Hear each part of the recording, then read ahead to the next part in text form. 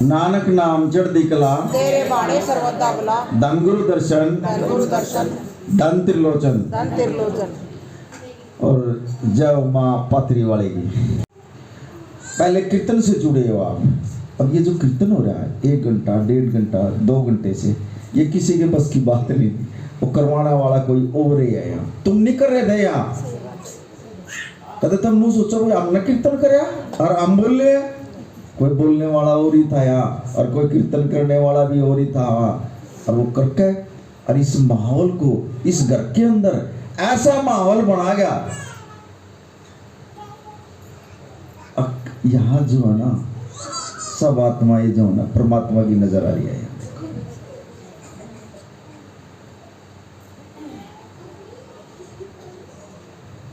अब सत्संग, सत्संग जहां सच्चा संग है, सच्चा संग। कीर्तन में आप हंस रहे थे, बोल रहे थे, सब कुछ था। कभी आपने इतना ध्यान नहीं है। यहाँ बड़ी बड़ी ताकतों ने यहाँ मत्था टेक आने गए, बड़ी बड़ी शक्तियों ने जो ना यहाँ मत्था टेक आने गए। जिस भी शक्ति का आप शब्द गाओ थे ना, वही शक्तियां मत्था टेक रही थी। नानक नाम चढ़ती कला तेरे बाणे सर्वदा भला। क्यों? क्योंकि सुप्रीम पावर है, पूर्ण सुप्रीम पावर है, परमनाशी। अब जब हम यहाँ से जाएंगे ना इस संसार से, आपको भी दर्शन होंगे इसके, नोट कर लियो। जो आप जो यू टाइम दे रहे हो ना, आपने वहीं बैठा मिलेगा ये। अब मां की बात ले, ओ परमात्मा जो पूरी सृष्टि को चला रहा है। पहले शब्द था, उसका भी रूप नहीं था, परमात्मा का भी रूप नहीं था कोई, शब्द था। इस धरती के ऊपर पानी पानी था। मैंने बोलना नहीं आता ना, मैंने सत्संग करना आता, लेकिन ये गुरु है बुलवा रहा और मैं बोल रहा हूँ। फिर उस परमात्मा ने सोची, यार मैं तो इस यहाँ एकला ही हूँ और पानी ही पानी है इस सृष्टि के ऊपर, क्यों ना मैं सृष्टि की रचना करूं। उसने अपनी शक्ति से मां को जन्म दिया है। मां जगत जननी, उसने सिर्फ उसको मां को जन्म दिया। और उस मां ने फिर अपनी शक्ति से 3 शक्ति पैदा करी, ब्रह्मा, विष्णु और महेश। फिर ये जो मां आई है ना, और नीचे उनकी पार्वती, सावित्री और विष्णु के घर वाली लक्ष्मी। इस मां ने अपना ही रूप जो है ना बना कर उन शक्तियों को पैदा करा। ये जितनी मां है ना, अब यहां भी मां है, ये उसी का रूप है, लेकिन आई दूसरे रूप में थोड़ी। इसमें हम पाथरी वाली माता कह दें, या वैष्णो माता कह दें, या चंडी माता कह दें, नाम कोई ले ले, लेकिन रूप उसका है, शक्ति उस एक की है। लेकिन इसके ऊपर भी पावर उसकी है, उस परमात्मा की शक्ति है। वो एक ऐसी शक्ति है, परमात्मा सिर्फ इस मां से ही जो है ना हुक्म करता है। ब्रह्मा विष्णु महेश ने भी जो है ना परमात्मा के दर्शन नहीं हो लिए आज तक। हम तो उसने भगवान मानते हैं, लेकिन उनने भी जो है ना उस परमात्मा की भक्ति करी है। और ये कह दिया था मां को, जा मेरे जो है ना कोई दर्शन नहीं कर सकता। अब शिव जी महाराज तो 24 घंटे आंख बंद करके बैठे रहे, उसने भी दर्शन नहीं हो लिया आज तक उसकी। वो एक शक्ति ऐसी है। ब्रह्मा ने जिसने वेद रचा दिए, उसने नहीं हुई। विष्णु जो हमारा दाना पानी देता है, या जो आप बाहर देख रहे हो ना, जो भी कुछ आप बाहर देख रहे हो, सब हमारे शरीर के अंदर है। विष्णु यहां बैठे हैं। चांद और सूरज भी हमारे अंदर बैठे हैं।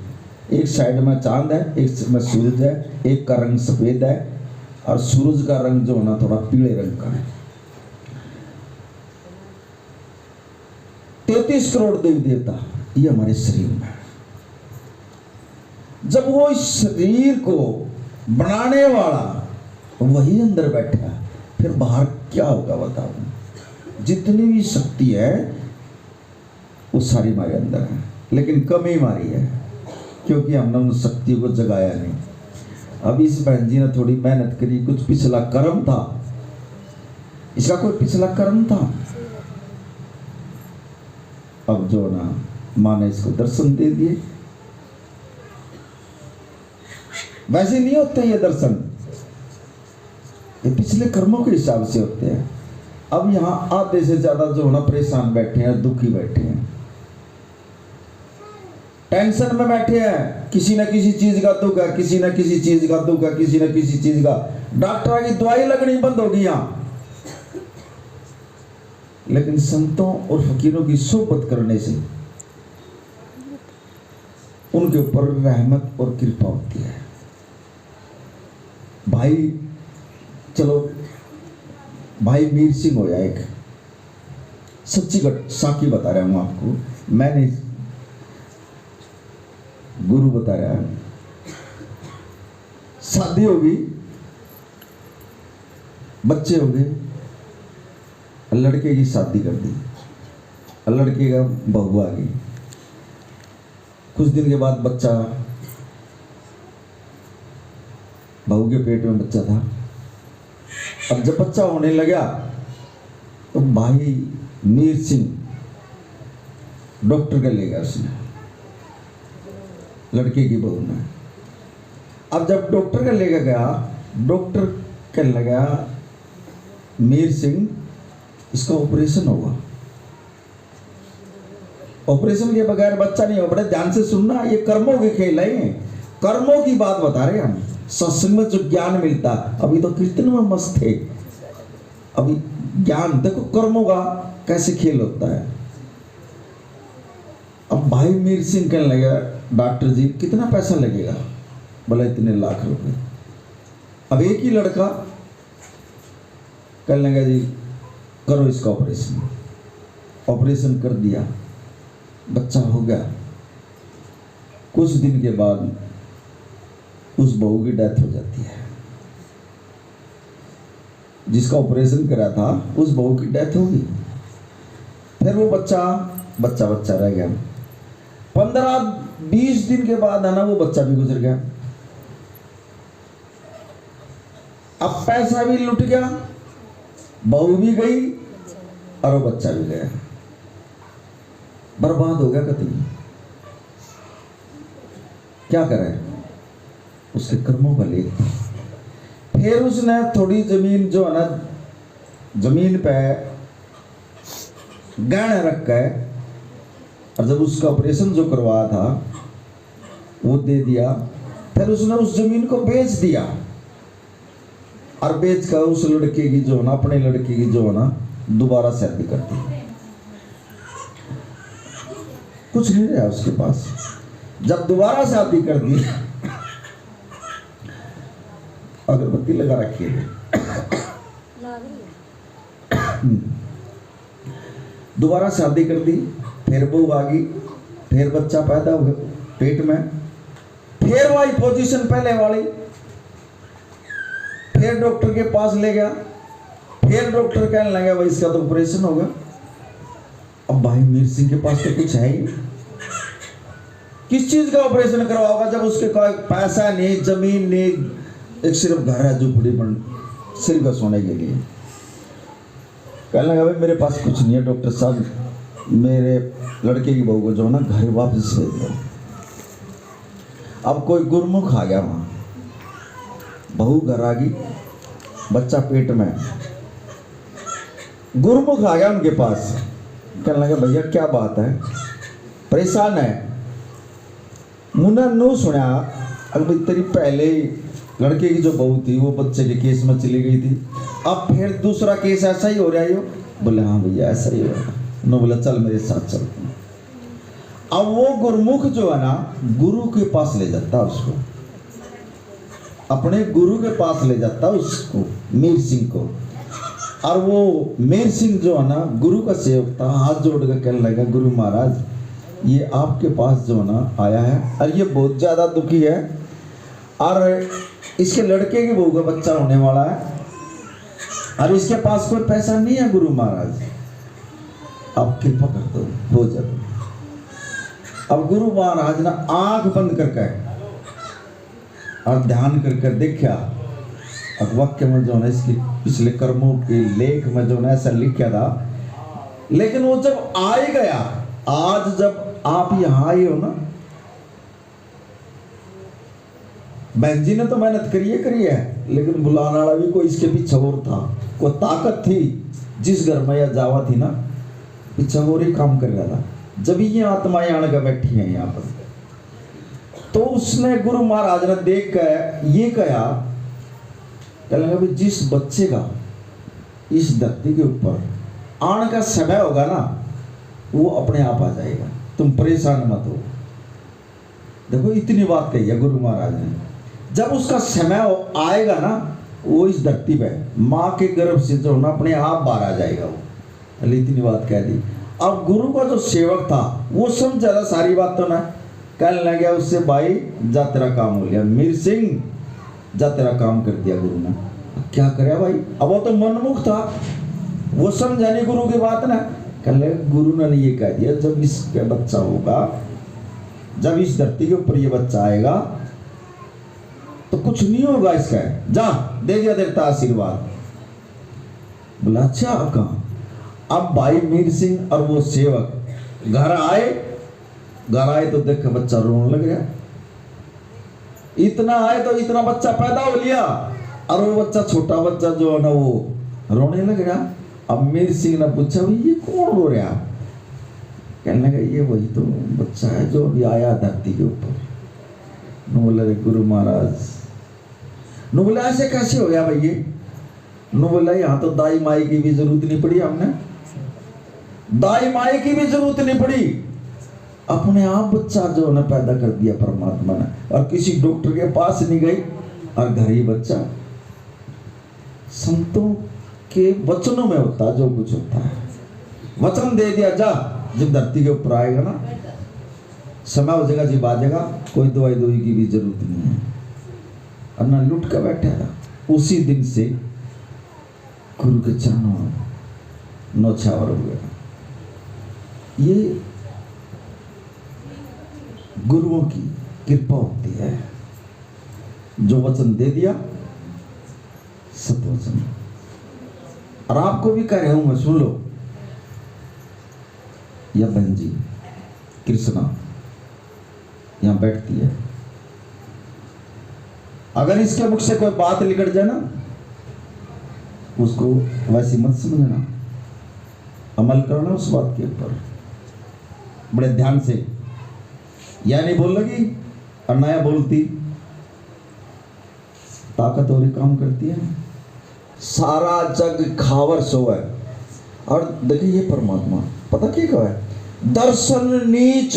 देखो इतना बड़ा सचखंड, अभी ये आप क्या सोच रहे हो, उसको वहां से आए ये सचखंड से। दर्शन नीच, अपने अपना नीच कर रहा, और रात में जागर हो, सारी रात नहीं सुनता। क्यों? कोई आत्मा रात में दर्द हो जाए, ये परमात्मा हमने ठीक कर दो, बस इतना ही कहने की जरूरत है। उसकी चार पाई दो खड़ा पावे, हमने नहीं सोने देंगे। रात ना 12 बजे, बाबा जी मेरे पेट में दर्द हो गया, बाबा जी मेरे सिर में दर्द हो गया, बाबा जी इस बच्चे का हो गया। रात नहीं, हमने क्या करना, हमने इस अरदास करनी है, परमात्मा जाओ आपकी बच्ची का दर्द हो रहा, करो उसको ठीक करो। और परमात्मा जो ना रात को ही जो ना एक एक जीव के पास जाकर ठीक कर देगा। पूर्ण गुरु की पहचान बता रहा हूँ आपको। फिर सुबह 24 घंटे में सुबह सारा दिन काम करो। और ये जैसे अब कीर्तन हो रहा था, आप घर में अकेले नहीं कर सकते। अब कितनी आत्माओं ने बैठ कर यहाँ जो है ना, माँ को भी बुलाया, राम को भी बुलाया, हनुमान को भी बुलाया, क्या उन्होंने सुना नहीं? और सुना तुम्हारी आवाज को तो उन्होंने हाजिरी भी लगाई है यहाँ परमात्मा के दरबार। एक आदमी बैठ कर अगर घर में नाम जपेगा, उसकी इतनी अहमियत नहीं होगी। यहाँ देखो कितनी आत्माएं बैठी है और उसके नाम में मस्त हो रही थी। ओ परमात्मा ऊपर से देख रहा था कितनी आत्मा जो है ना भजन कीर्तन कर रही है, चल हम भी इनके दर्शन कर ले और हम भी मत्था टेक ले परमात्मा। इस कीर्तन में ये फायदा होता है, कीर्तन में आने से जो आपके पता नहीं कितने जन्म के जो आत्मा पर जो मैल चढ़ रहा है ना वो कटता है यहाँ से। इसके इस संगत के बगैर नहीं कटेगा ये। और ज्ञान जो होता है वो गुरु से होता है, गुरु ज्ञान देगा। और जो साकार रूप में जो गुरु होगा ना वो ज्ञान देगा।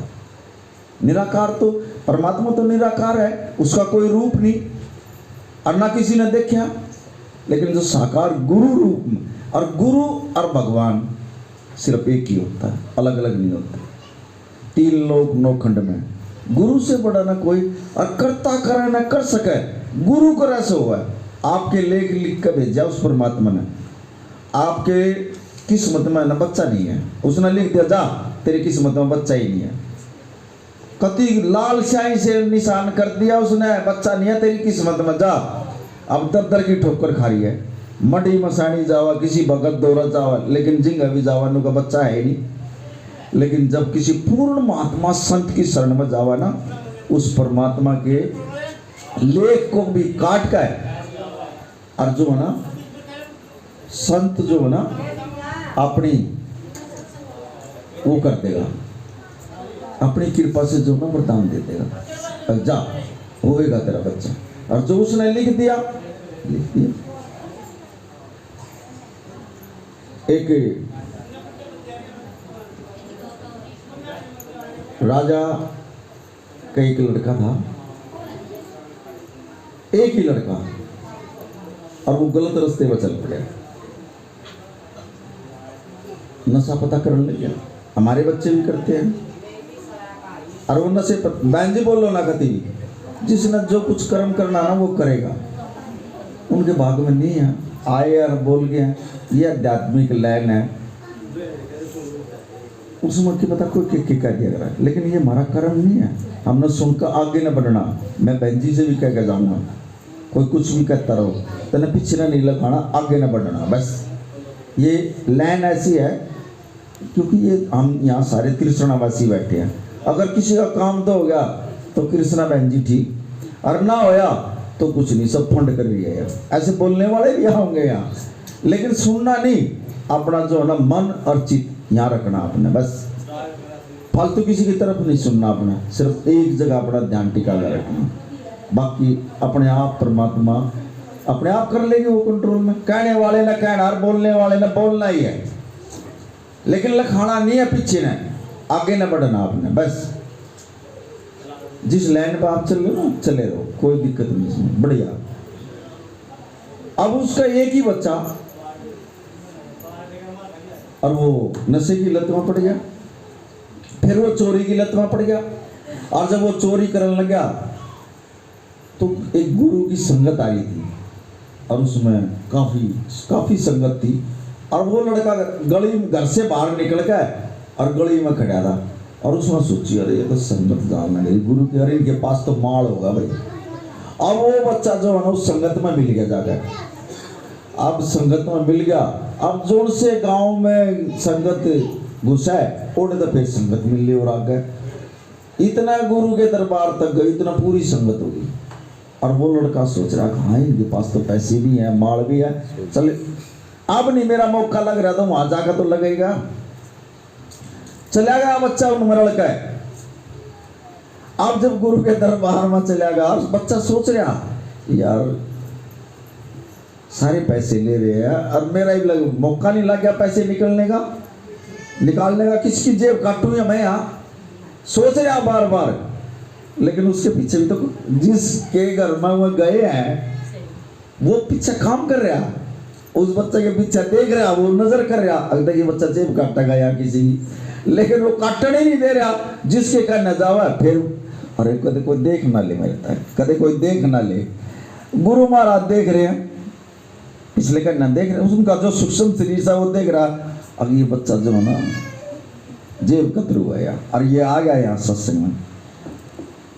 सत्संग खत्म होया, सब ने प्रसाद ले लिया, अब वो बच्चा रह गया।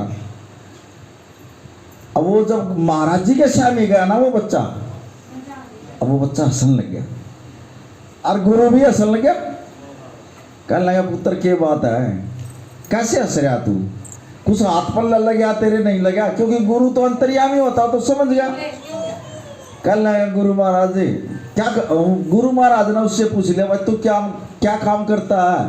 कहने लगा महाराज मैं तो जेब काटा करूं। सच बता दिया उन्हें। नोला दी जेब काटा करूं, अगर जेब काटा करा कहाँ, अब फिर किसी की काटी तो ना, अगर ना जी मेरे तो कुछ पढ़ाई नहीं मेरे तो पल्ला। अच्छा काम तो गुरु कहने लगा तू चोरी करता है? कहाँ चोरी भी करूं, बिल्कुल आपको भी कह रहा हूं, अगर कहीं सच बोलो ना किसी संत महात्मा के आगे बैठ कर जिस तरह या बंजी बैठे ना, लको करोगे तो नोए जाओगे। स्पष्ट बोल दिया करो बैठ कर, हम अपने आप से धोखा करेंगे। इन शक्तियों के अगर बैठ कर हम धोखे का बात करेंगे ना, वो वैसा ही रिजल्ट देते हैं। फिर कभी भी झूठ मत बोलना, बैठ कर सच बोलना कभी। जैसे वो बच्चा बोल रहा जी मैं तो जेब भी काटूं और चोरी भी करूं, और गुरु देख रहा उसको और गुरु खुश हो रहा। गुरु कहने लगा भाई तने बहुत बढ़िया करा, तने सच्ची बता दी, मेरे आगे सच्चाई बता दी और मैं बहुत खुश हूँ तेरे से। लेकिन मैं ये कहूँ तू थोड़ा जो है ना नाम पर ध्यान दे लेगा। कहाँ जा, थोड़ा ये राम का ही नाम ले लिया अगर तुम, और किसी का नमक खा ले उसका आराम न करिए। बोला जी ठीक है। अब उसने सोची एक हफ्ता जो है ना, बोला तू यहाँ मेरे पास नाम जप। उसको एक हफ्ता अपने पास रखा।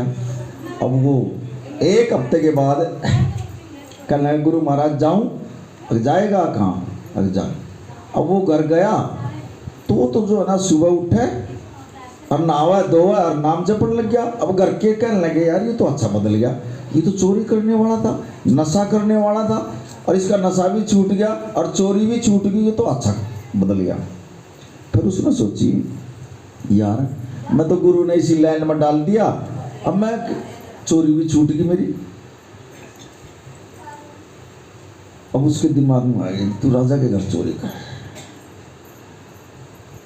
अब वो रात में चोरी करने के लिए गया, और जब वो चोरी करके लाया नु बोले यार इसका तो तूने नमक खाया था, वो नमक याद आ गया। फिर गुरु महाराज की दर ओढ़े छोड़ दी, वानू बोला इसका नमक खा रखा तूने। कहने का भाव ये है गुरु महाराज जब कृपा करे ना ऐसे ही जीवों को सुधारता है, वो सद्बुद्धि देगा। एक बंदा खान साहब 4 बेगम पहले ले रहा, 4 तो पहले बेगम, 4 लड़के 3 लड़की और एक 5वीं बेगम पर फिर ध्यान चला गया। कहने लगा भाई इस बेगम से और शादी करनी है। खान साहब था मुसलमान। अब उसका ध्यान चलेगा उस बेगम, भाई रोड़ा ना करो। देखो कैसे गुरु जो है ना कैसे ध्यान बदलता है, ये ज्ञान की बात है, कोई ऐसी मजाक नहीं हो रहा है यहाँ। अब वो परेशान, अब वो एक सेवक से कहने लगा यार मैंने जो है ना इस बेगम को पसंद करा और मैंने इससे शादी करनी है। वो बोले यार ये तो इतने तगड़े घर की, यार इतना बड़ा परिवार है, तेरे को तो वैसे जान से मार देंगे। वो बोला मरना मंजूर है मैंने। वो बोला चल तू महाराज जी के पास चल। अब वो सेवक जो है ना उसको गुरु के पास ले जाए। अब वो कहने लगा गुरु महाराज से, कहने लगा गुरु महाराज, हाँ गुरु महाराज कहने लगे कैसे आने हुए? कहने लगे 4 बेगम तो पहले और 4 लड़के और 3 लड़की, अरे ये 5वीं बेगम है, मैंने इससे शादी करनी है, मेरा कुछ भी हो जाए। अब जरूर करेगा? कहाँ? अब जा मैं तेरे को ये मंत्र देता हूँ, तो इस मंत्र का जाप कर और तना 40 दिन तक जो है ना इस मंत्र का जाप करना। सुबह बैठ के या मस्जिद में चला जा अगर। अब वो इतना मतलब उस गांव में उसकी इतनी रेपुटेशन थी, उसे सब डरा करते, बदमाश था वो। अब जब वो मंत्र से पढ़ लगा, वो 5वें दिन ही जब वो मस्जिद में बैठा था और जब वो मस्जिद मैं नाम जप रहा था बैठ कर, और मस्जिद से बाहर आया तो वो मुसलमान कहने लगे यार यूं बंदा सबसे फराड और यूं मस्जिद में कैसे आ गया यहाँ, और वो किसी की नहीं सुना। जब 10वां दिन होया और जब वो लिकड़ का जावा रोज की रोज आवा मस्जिद में, रोज की रोज नमाज पढ़ने लग गया। 10वें दिन वो बंदे जो ना वो और भी आ करते वहां, मैं बोले यार ये तो बंदा सुधर गया। उसके लिए फूलों के हार ले आए, घोड़ा ले आए उसके लिए। बोले यार ये तो सही आ गया लाइन पर। इसने तो हमारे सारे उसमें नाक मध्यम कर रखा था इस बंदे ने। देखो साथ संगत जी वो नाम भी जप रहा, लेकिन उसकी तस्वीर जो ना उस बेगम की मन में बस रही थी। शादी करनी तो उससे करनी। उन्होंने उसका माला डाली, वो हैरान, उन्होंने कहा यार मैं इतना बेकार आदमी और फरार और मैं दूसरे की वीर बनी टेक रहा और मेरा ये माला डालने लग रही, ये हो क्या रहा, मेरी समझ में नहीं बार, मेरी इज्जत करने लग रहे हैं। उसकी समझ में नहीं आई। फिर वो ऐसे ही चलता रहा। एक दिन ऐसा आ गया, अब वो नाम जपने लग रहा था ना जो मस्जिद में बैठकर, उसकी आंख ही नहीं खुली। और जब 40 दिन हो गए ना, 41वें दिन वो खुद बेगम आ गई वहां, खुद बेगम आ गई मस्जिद के नीचे लगा ना। और वो जब मस्जिद से बाहर निकला और उसने नो लिखाया, अरे ये तो वही बेगम है। और वो कहने लगी हाँ सुनाओ खान साहब। कहने लगा मैं क्या सुनाऊंगा, जो तेरे मन में है ना मेरे सिर पर टेक दे जा।